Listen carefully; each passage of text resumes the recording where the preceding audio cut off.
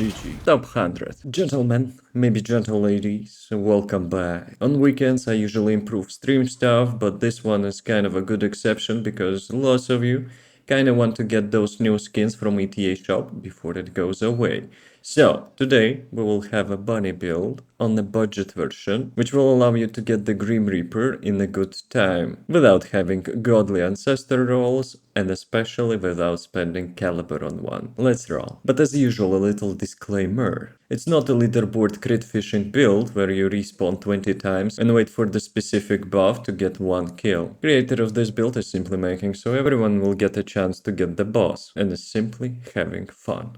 Enjoy. So, before the build, what's good, what's bad, what's ugly. Good stuff, one single skill to use. Most of your focus and attention can go dodging bad stuff. Not so good, until you will learn all the mechanics and get a good ancestor roll, you will use those respawns. But that's okay. An ugly learning process. It will get ugly at first. All those bunnies, toxicated bits and pieces laying around. The modules. First and foremost, maximize skill. Our goal is to use our ultimate only once, at least until we will reset and get as much skill power as possible. Skill power not only benefits the ultimate, but also benefits the trigger mod. Can't get more than that. But we don't need modifier, because our skills already have crazy modifiers. Instead, we're going with the electronic syncytium for a nice little bonus. It's a flex slot, remember that. Or not, I will remind you later. For crit mods, most of the time I'm using 3 because we usually can compensate with different mechanics, but this time we need as much crit chance as possible because the abyssal bosses usually have crit resistance and this one is not an exception. And since we will be having more than 5 crit damage multiplier, we need to proc it as much as possible. Mentality and conservation to get that show running. Skill power modifier penalty is not important as explained earlier. For ultimate, high powered wave release. I don't care if people running final wish, this one stays as we need as much critical hit rate as possible. And for all the alternatives, we will be cutting potential damage decrease from this one, instead decreasing final wish penalty even more. And since it's not crit fishing build where you spend 100 rounds to get that perfect time for the leaderboard, that's completely fine, because that's better for consistency. And the red module electric charge for the jumping claws. It has one use, I will explain it later in tips and tricks section. Ancestor module. Since we are not spending caliber,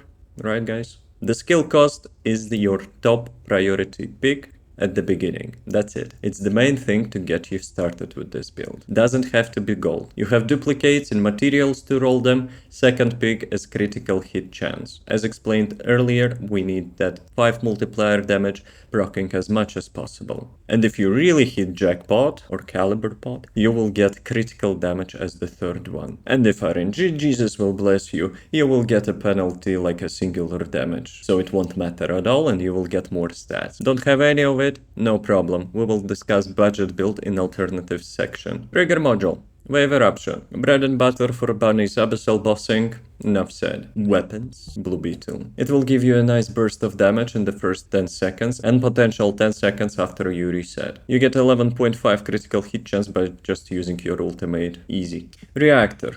Colossus and cost. Oh no, it's not crit damage, oh my god. It's a semi-comfortable build for the most players with some quality of life stuff. Care to reduce 4-second duration for 7% damage? Go with the crit damage. Components. We got 2 sets for the first set pieces bonuses. The first one is skill cost for the first 2 parts because it has most HP. Second one is the mage for the skill power. For the stats, HP is the most important. MP doesn't really matter. Double MP on second one. You can replace it if you wish. Like HP recovery and shield recovery if you're min-maxing. Third one, defense, shield recovery. Fourth one, shield and toxin resistance. Quite nice if you're still starting up and learning mechanics. For the cores, HP and toxin everywhere.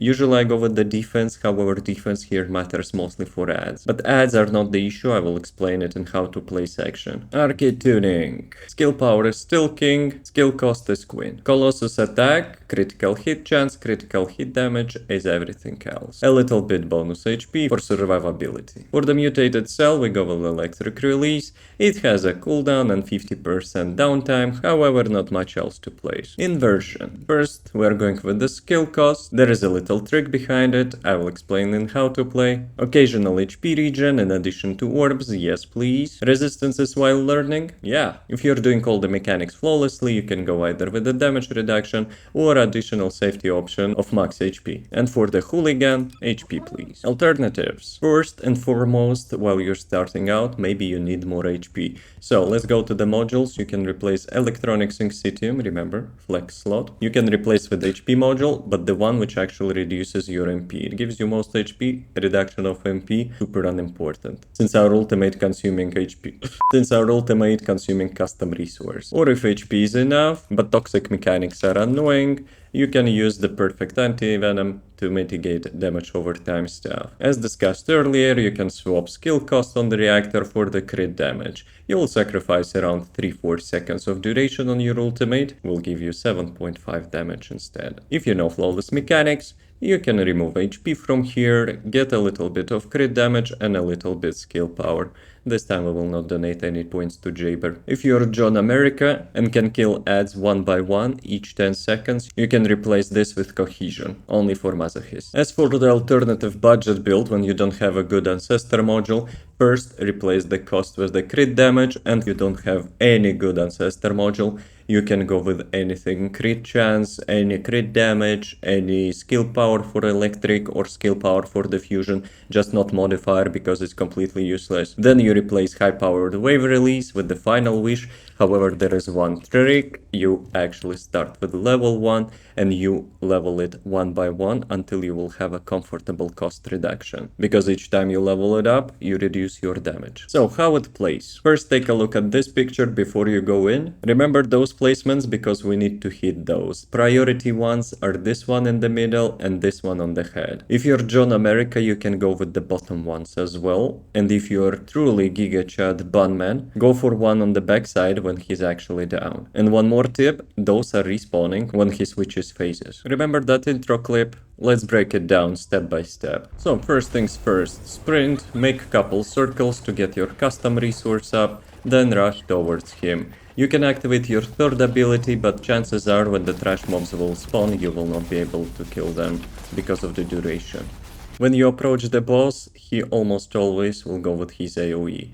Dodge that, don't be a pepega like me. Swipe your mouse towards the mobs to get them and get the bonus of the cost reduction as well. Also when you activate your ultimate, you will be having that 11.5% crit chance for 10 seconds. You will see a little bit burst of damage. One of the reasons I said earlier, we don't care about the defense on components. If they're not shooting you, you don't even need a defense. Main thing to get the resistance for the boss attacks. And since here I'm completely focusing with the recording, I catch almost every mechanic and I'm still feeling good. One thing, if you'd messed up and you didn't get enough skill cost reduction, you might get out of the custom resources. This is the place where you reset. You just give up, you respawn, you rush towards this place again and step instantly on the yellow zone. Tips and tricks time.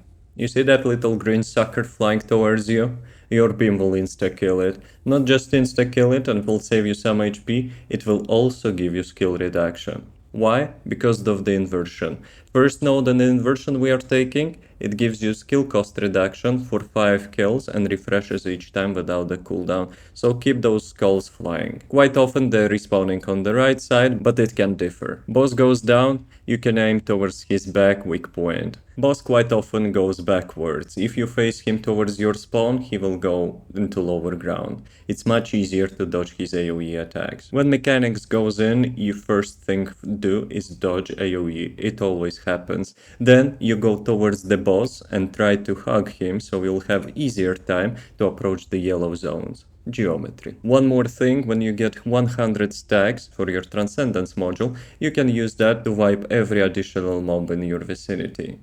As usual, if there will be any updates, you will find them in the pinned comment. Go challenge a Grim Reaper, get those vouchers and the skins, but most importantly, have fun. Thanks for watching. See you next time. Peace.